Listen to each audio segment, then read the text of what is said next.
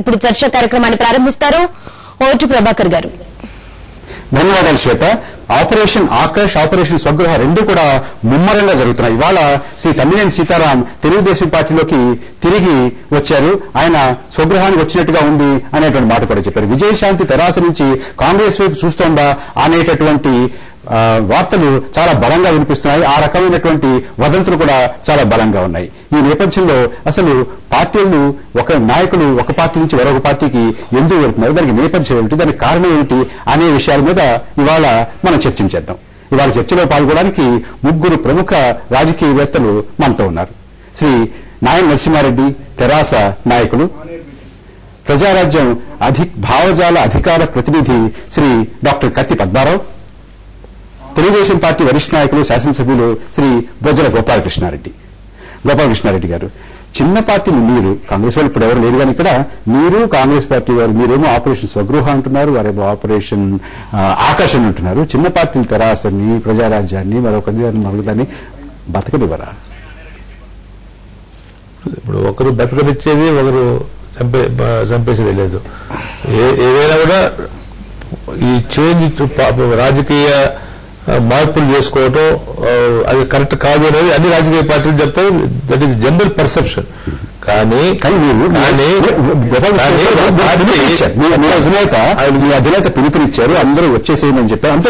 అంతేగా దేవేంద్ర గౌడ్ గారు ప్రజారాజ్యం నుంచి బయటికి వెళ్లే ముందు జరిపినటువంటి మంతనాల్లో ప్రజారాజ్యాన్ని ఎంత వీలైతే అంత ఖాళీ చేసేసేయండి, అందరినీ తీసుకొచ్చేసేయండి అనే మాట కూడా చంద్రబాబు నాయుడు గారు ఆయనతో చెప్పినట్టుగా అన్ని వార్తాపత్రికల్లోనూ కథనాలు వచ్చింది. ఒకటేంటంటే మనం ఆలోచించాల్సింది, అపోజిషన్ పార్టీలో ఉండేవాళ్ళు మా పార్టీ విడిపోయిన వాళ్ళు ఏదో కారణంతో ఆ పార్టీలో వాళ్ళు కంఫర్టబుల్ లేకుండా, లేదా ఆ పార్టీ వైండప్ చేసే పరిస్థితికి వచ్చినప్పుడు తిరిగి వచ్చేయాలనుకున్నప్పుడు వాళ్ళు ఆహ్వానించుకోవడం అనేది ఒకటి.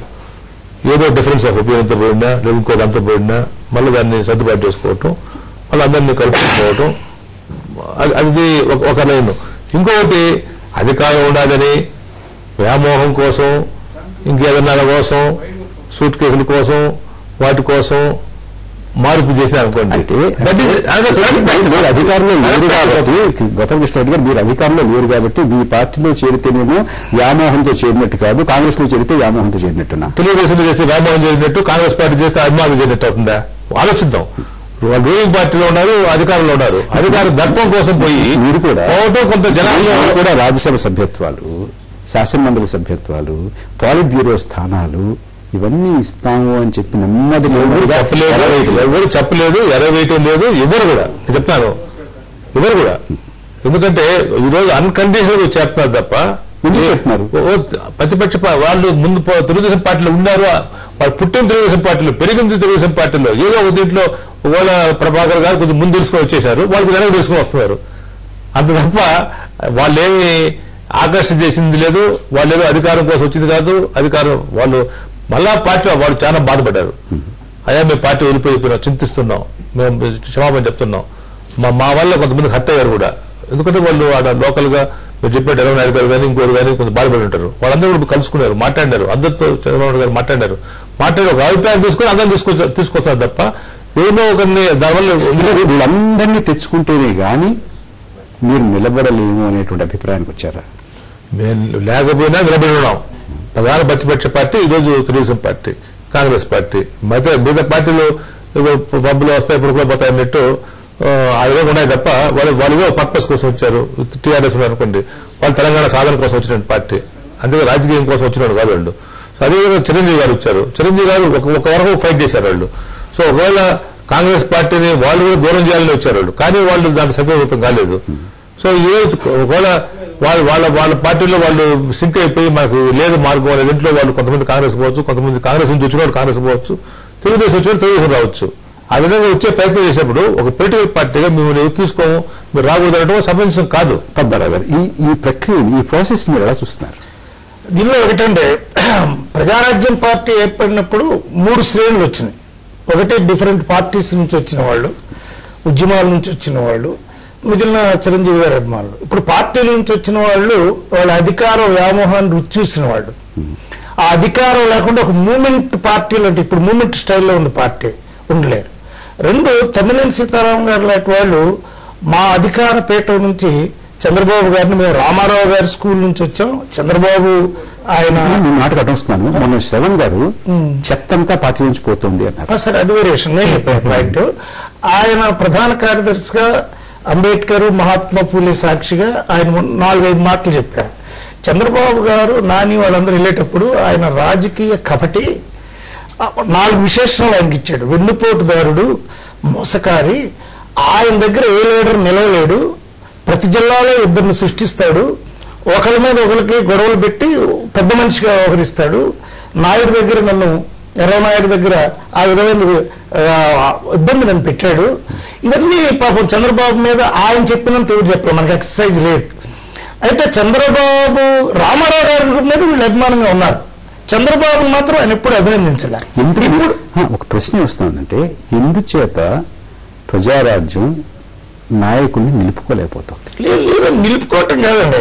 ఇప్పుడు యాక్చువల్గా మన చిరంజీవి గారితో పాటు శ్రీకాకుళం అంతా చేయి తిరిగిన తమ్మినేని నాయకులు ఒకటండి. నాయకత్వం రెండు అంశాలతో ఉంటుంది. ఇది దీర్ఘకాలికమైన ఆ విశ్వాసాన్ని ఇవ్వలేకపోతుంది. ఇస్తుందండి. ఒక్క మాట మీరు వినాలి. ఇది దీర్ఘకాలికమైన ఫైట్. కాంగ్రెస్ తో ఫైట్ అంటే చిన్న విషయం కాదు. ఇప్పుడు కాంగ్రెస్ ఏంటంటే కాంగ్రెస్ ఆయన ఏమంటున్నాడు, కాంగ్రెస్ కు అనుకూలంగా పీఆర్పీ అంటున్నాడు. అది చాలా తప్పు. ఎందుకంటే లేదు, కాంగ్రెస్ అనుబంధ సంస్థగా మారింది అన్నాడు. కానీ కాంగ్రెస్ దేవేంద్ర గౌడ్ గారు కూడా అంటే బాగా అనుభవం ఉన్నటువంటి దేవేంద్ర గౌడ్ గారు కూడా అసలు కాంగ్రెస్ తోటి ఫైట్ చేయాలంటే ఇది సరిపోదు, దీనివల్ల కాదు, కాంగ్రెస్ నిలువరించేటటువంటి శక్తి సామర్థ్యం ప్రజారాజ్యానికి లేవనేటువంటి మాట చెప్పారు. కానీ దేవేంద్ర గౌడ్ గారిని వీళ్ళిద్దరు గారిని మాట తప్పారండి.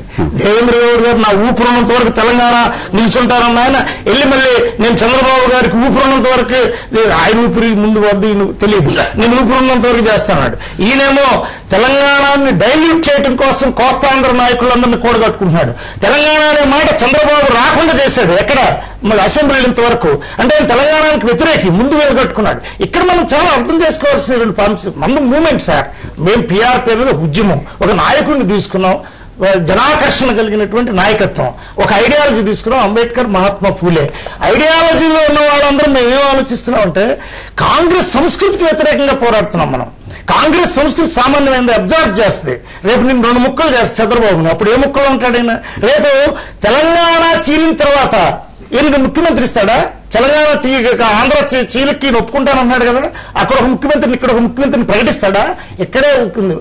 ఆయనకి తొత్తుగా ఈయన వెళ్ళాడు తప్ప కాంగ్రెస్ అనేటటువంటి దాన్ని ఎదిరించాలంటే ఐడియాలజికల్ పార్టీ, ఒక తెలంగాణ సమితి, ఒక సిపిఐ, ఒక సిపిఎం, ఒక బీజేపీ, ఒక పీఆర్పీ సామాజిక న్యాయం, ఇవి చిన్న పార్టీలు అని అనుకుంటున్నాడు వాళ్ళు. బీఎస్పీ చిన్న పార్టీ అంటే ఇవాళ ఢిల్లీ సింహాసనం గజగజలాడుతూ ఉంది. ఏ రోజుకైనా ఆంధ్రప్రదేశ్ రాలేదు. నరసింహారెడ్డి గారు, విజయశాంతి గారి పరిస్థితి ఏమిటి సార్? అంతకుముందు తూర్పు జయప్రకాష్ రెడ్డి గారు, అంతకుముందు వీరందరినీ కూడా నెమ్మదిగా కాంగ్రెస్ దానిలో కలిపేసుకుంది. విజయశాంతి గారు ఆమె అవకాశవాది, ఆమె అసలు తెలంగాణవాది కానే కాదు. ఇప్పుడు చెప్తున్నారా మీరు? ఇదివరకు కూడా చెప్పినాం. మేము ఓపెన్ గా టీవీలలో మేము ఎమ్మెల్యే ఉన్నప్పుడు అసెంబ్లీలో మీడియా దగ్గర అన్ని దగ్గర చెప్పాం, ఈమె తెలంగాణకు అనుకూలమైన వ్యక్తి కాదు, కేవలం ఆమె ఏదో విధంగా మీరు పార్టీ పెట్టినట్టే తెలంగాణ గురించి ఆవిడ కూడా పార్టీ పెట్టింది. ఎవరు సపోర్ట్ తోటి పెట్టింది, ఎవరు సపోర్ట్ తోటి నడిపించింది, అది కూడా ప్రజలకు తెలుసు. ఇవాళ ఆమె నిజంగా తెలంగాణవాది అయితే ఆహ్వానించారు కదా నాయన నరసింహారెడ్డి, ఆహ్వానించారు, పార్టీలో తీసుకున్నారు.